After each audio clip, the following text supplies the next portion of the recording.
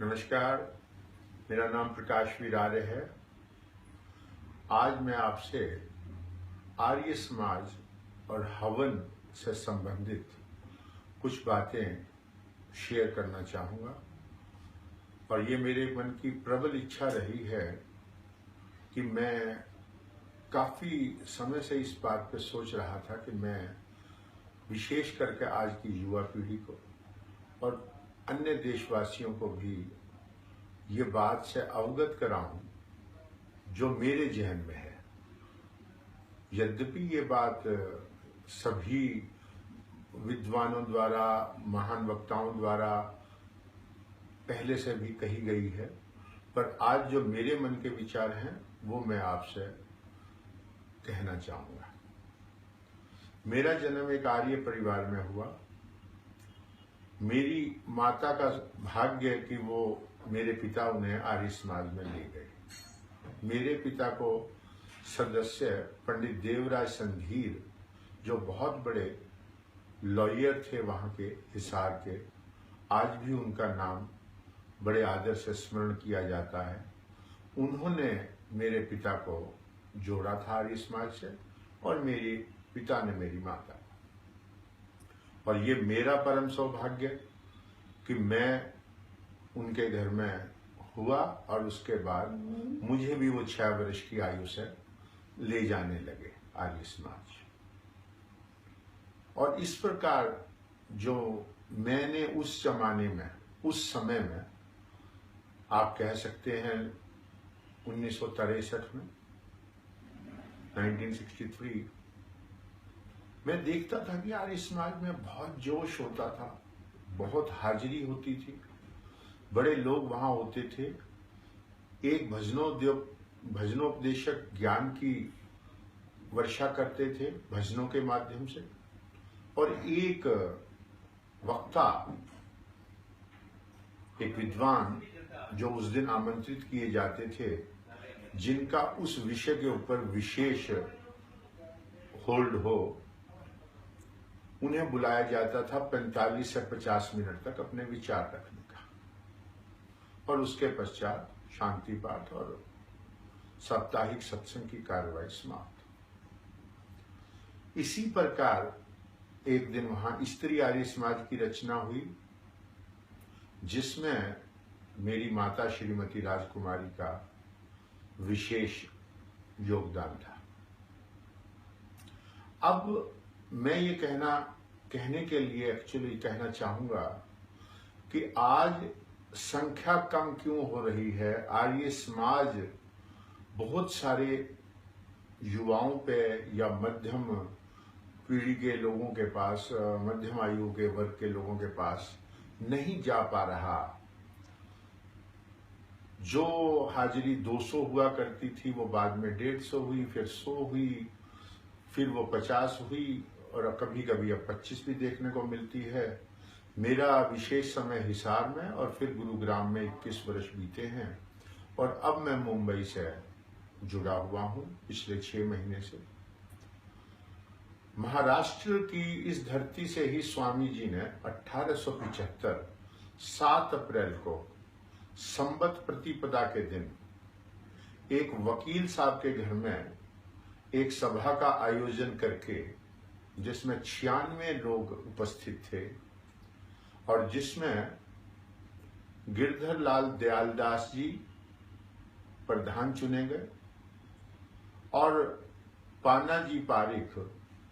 पानाजी आनंद जी पारिक मंत्री चुने गए। और 28 नियमों की उस दिन एक नियमावली बनाई गई कि ये आर्य समाज इन 28 नियमों पर अपने कार्य करेगा, और ये सभी के लिए बताए गए। बाद में लाहौर की एक आर्य समाज की सभा में उनको 28 से 10 कर दिया गया, जो आज 10 नियम आर्य समाज के प्रचलित हैं।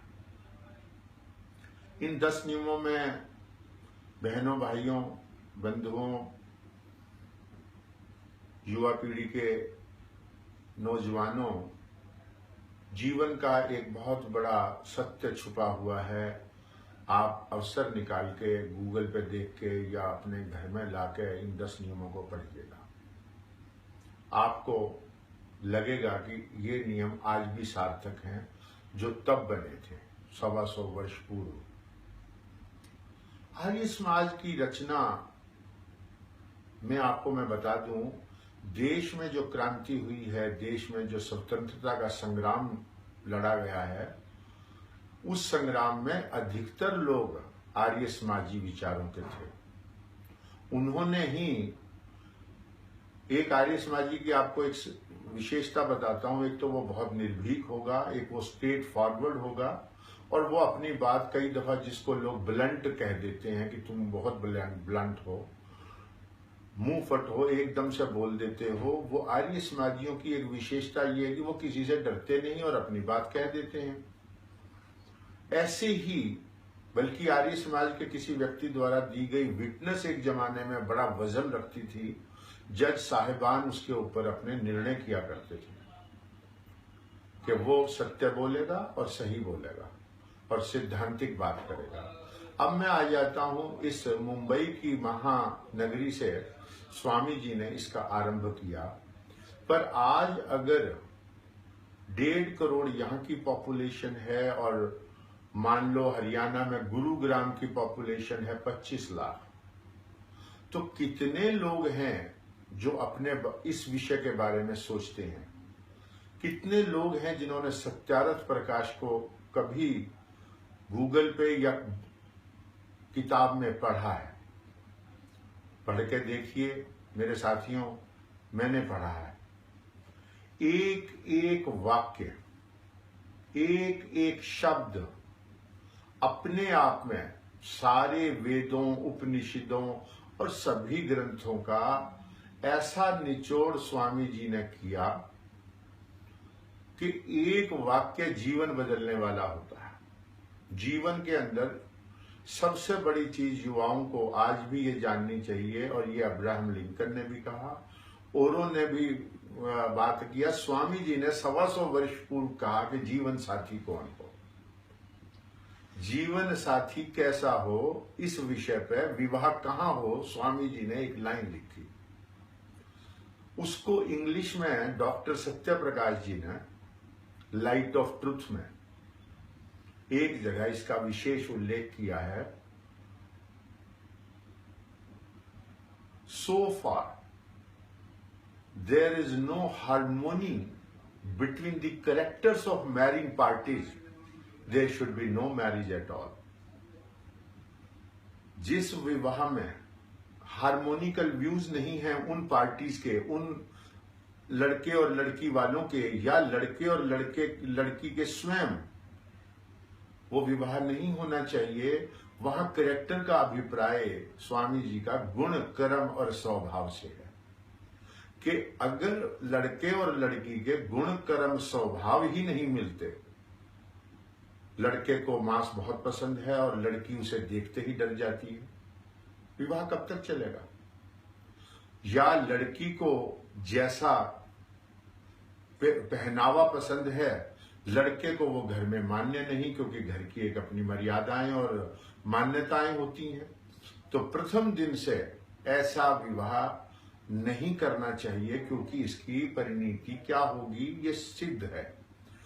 सो आई वांट टू से दिस थिंग कि आर्य समाज ने जो बातें इतने वर्ष पूर्व कर दी थी, उनको आज याद करने की, उनको आज स्मरण करने की। और दूसरी बात जो मैं आज कहने के लिए आपके आगे उपस्थित हुआ हूं कि आर्य समाज में हवन पद्धति का आज जो देन है देश को, वो जनरली आर्य समाज से हुई है। और ये सनातन धर्म में भी हवन किया जाता है, उनकी पद्धति अपनी है, और आर्य समाज के अंदर एक हवन यज्ञ का एक अपना आधार है। एक अपने मंत्रों के उच्चारण से जो कार्य किए जाते हैं, अच्छे शुभ कार्यों में, हर कार्य में हवन का एक अपना महत्व है। मैं प्रतिदिन हवन करता रहा हूं और मुझे अब वो कंठस्थ भी याद हो गया। मैं आज की इस युवा पीढ़ी को और सभी से ये कहना चाहूंगा कि चाहे अगर वो प्रतिदिन करें तो बहुत ही सुंदर, अगर सप्ताह में एक बारी करें। मैं कई परिवारों को जानता हूं जो रविवार के दिन अपने सब बच्चों को इकट्ठा करके और स्वयं घर की हेड ऑफ द फैमिली के साथ हवन होता है, और उस हवन के अंदर उनका सामंजस्य, उनका आपस में प्रेम अच्छी अनुभूति आपस में घर में आती है, और उसके बाद अगले कार्य होते हैं। और ये एक अपने आप को जोड़ने वाली बात है। प्रतिदिन ना हो सके, साप्ताहिक ना हो सके, मासिक कर लो। हम कभी कभी अपने वैवाहिक वर्षगांठ पे, कभी जन्म दिवस पे, और कैसे करते रहते हैं कई लोग। और आर्य समाज के किसी भी पुरोहित को भी आप बुला सकते हैं, नहीं तो स्वयं आप पढ़ लें, किताब से पढ़ लें। और यदि आपको, जो मैं आपको कहने जा रहा हूं, मुझे तो ये लगता है कि हवन में पहले 8 मंत्रों का, जो उपासना के मंत्र कहे गए हैं, उनका एक विशेष महत्व है। मैं उन 8 मंत्रों का आज उच्चारण करूंगा, और ये 8 मंत्र भी यदि आप रोज एक आसन ग्रहण करके और केवल मात्र थोड़े से समय में अगर आप ये करके और ईश्वर का धन्यवाद करके, उसका शुक्र करके अगर आप अपने कार्यों को आरंभ करते हैं, तो आपके थोड़ा सा समय ये आपको बाकी के घंटों में ज्यादा ऊर्जा देगा। और यही चीज मैं कहना चाहता हूं। 25 लाख लोग गुरुग्राम में हैं, पूरे हरियाणा में, तो महाराष्ट्र में, हरियाणा में या मुंबई में, जितनी भी लोग जुड़ सकें इस हवन के, इस महायज्ञ में, और ये अपने घर में एक 10 नियमों का उल्लेख करें। मेरे मन में तो हार्दिक इच्छा है कि एक दिन मैं स्वयं मैं कोशिश भी कर रहा हूं। हरियाणा में तो मैं पूरे क्षेत्रों से वाकिफ हूं, पूरे 90 विधानसभा क्षेत्रों से। मुंबई में और पूना में मैंने सिर्फ 10-15 शहर, 10-15 क्षेत्र देखे हैं। और मेरा मन है कि मैं सभी आर्य समाजों में जाऊं और उनसे फिर से कहूं कि वो इस बात के लिए बीड़ा उठाएं कि वो देश की युवा पीढ़ी को और आने वाली सभी उन लोगों को, जिन लोगों के मन में ये भावना है, वो ये करें।